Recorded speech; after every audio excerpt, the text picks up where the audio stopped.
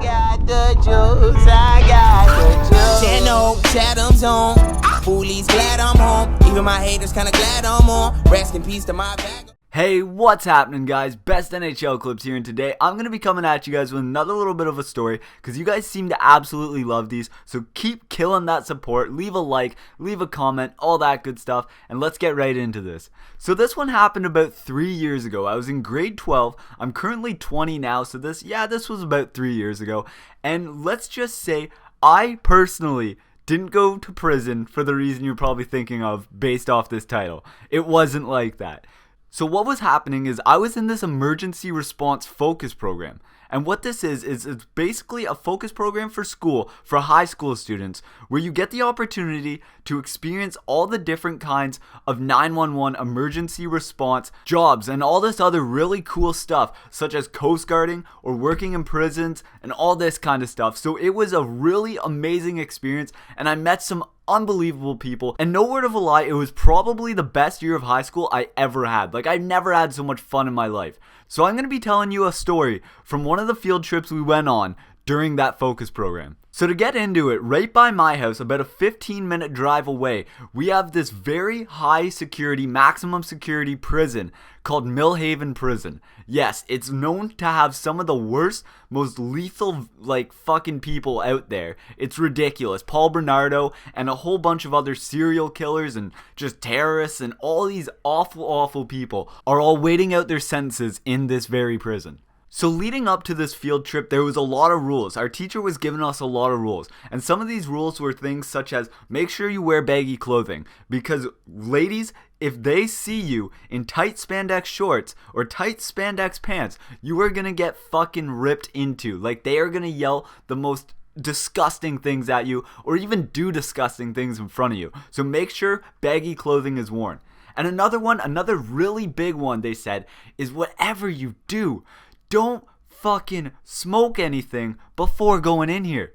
Don't do any drugs. Don't smoke anything. Be clean. Don't be a stupid high school student. So for me, this was pretty easy because I was never really into that kind of stuff. But for some of the other people in my class, let's just say we had some dirty, dirty people, okay? On that note, we had these two especially dirty people who would smoke, wake and bake every single morning. Now, I'm not saying there's anything wrong with weed. Honestly, I have nothing against weed. But there's a difference between trying it every once in a while or, doing it at a party, doing it in a party scene, and actually being a stoner, okay? We had these stoners in my class who would wake and bake every fucking morning. And every day for 2 weeks leading up to this, they were told, hey, you can't do this. Everybody knew who they were. They'd go hack darts in between every break possible in high school, and we'd all walk past and go, dirty, just fucking rip them apart. But everybody knew what they were up to, what they were doing, even the teachers. So after they've been told not to do this every day for the last 2 weeks, we thought, okay, they probably got it through their thick fucking skull. I'm not gonna smoke weed this morning. There's a reason they're telling me not to do this. So anyways, we all get on the bus and we're all really excited to go to this prison. Because how often do you get the chance to go to a maximum security prison and get to see everything? Absolutely everything. So anyways, we get to this prison and we gotta go through the routine of going through all the gates, going through metal detectors, getting patted down, everything taken off of us, like a thorough check on us just to make sure we have nothing. That way nobody's sneaking anything into the prison. You never know. People are fucked up. So once we were in, we got to go on this pretty sick tour and we got to see pretty much everything. We got to go down to segregation, we got to go through the cell blocks, we got to go behind the scenes and see absolutely everything. It was one of the coolest experiences of my life. And segregation was insane. There was people screaming, crying, smearing shit all over the windows, all over the walls, even yelling at the parole officers who were taking us through this place, telling them they were gonna kill them and all this fucked up shit. Just absolutely messed. And another really fucked up experience was when we were walking from one of the spots to another, we actually walked past some of these convicts that had jobs in the prison. They can get jobs to make money and basically reduce their sentence time. And they walked by and one of them was all happy, waving at everybody in my class. And everybody's like, oh my god, he's so nice. He's waving at us. What a nice guy. He probably doesn't deserve to be here. And I'm thinking in my head, you guys are idiots. That guy is in a high security prison. He fucking killed somebody to be here. You know that, right? Yeah, he's so nice. Let's go hang out with him, right? Yeah, so smart. But anyways, I thought that part was pretty funny, and the other guy just walked past like a huge thug. I don't know. He was pretty intimidating. They were both intimidating. I didn't wave at the guy.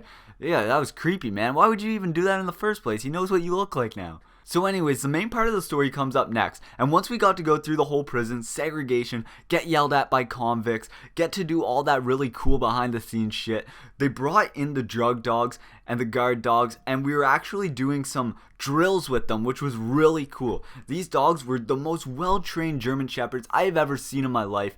And it was absolutely insane. It was so cool. So what they did was they actually took the drug dogs out, took the parole officers out, and they gave us 2 huge bags of weed and 1 monster bag of cocaine.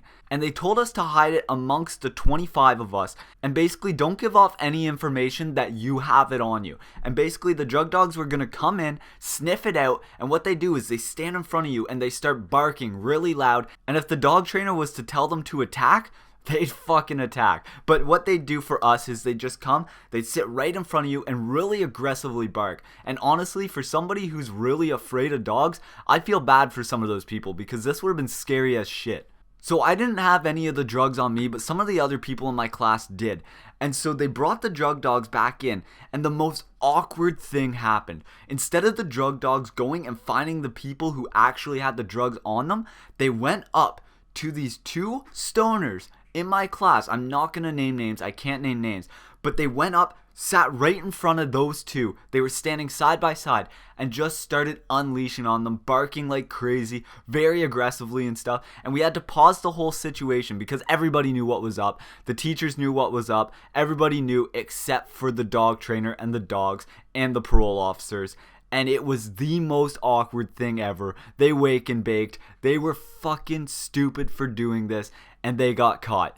They got caught. These drug dogs were barking at them like crazy, and they actually had to be pulled out of the room because they reeked so much of weed. And these dogs had such good sense that instead of going to the actual drugs, they ended up going to them. And even though they had nothing on them, they reeked from the morning of.